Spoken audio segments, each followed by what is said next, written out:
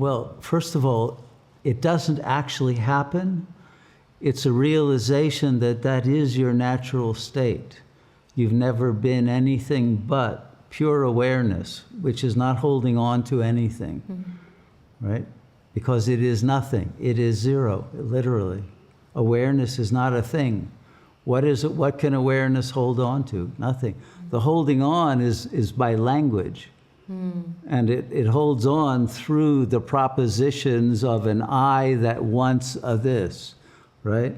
And as soon as there is a relationship based on wanting, grasping, controlling, having possession of dominance over whatever, that kind of dualistic relationality is what produces the suffering, the karma, and the fixation and the fear of loss, and et cetera, et cetera.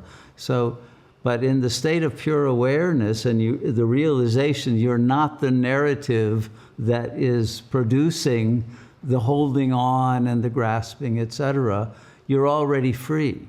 It's simply recognizing and having no interest or investment in the narrative any longer that pulls the life energy that you've breathed into it back out of it, and that energy then is free to become the love of the real, and then one is filled with that power, that light, that joy that establishes you in that state, because it's too blissful to ever want to leave and go back into the narrative of an ego.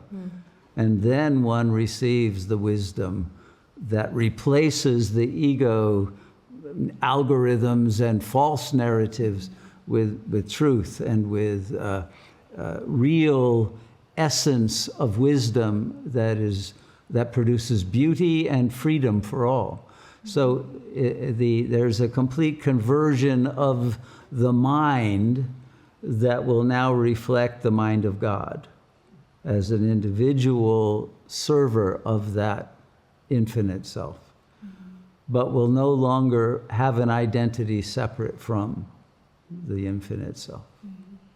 Okay, so that's what you're letting go of. The illusion of a separateness that is already present as your pure awareness. Does that help? Yes, that helps. And I think that's what happens when one is in a very deep state of meditation, when one loses that difference, right? Everything just becomes this one energy field. And then even if narratives go on, as long as you don't invest in it, as long as you don't entertain it and turn it into jouissance, right? Then it will lose its power to control you.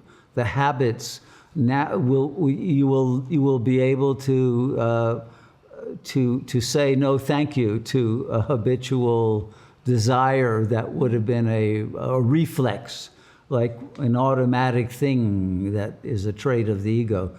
Once you're in that awareness, you can see it beginning to arise and then nip it in the bud before it becomes karma.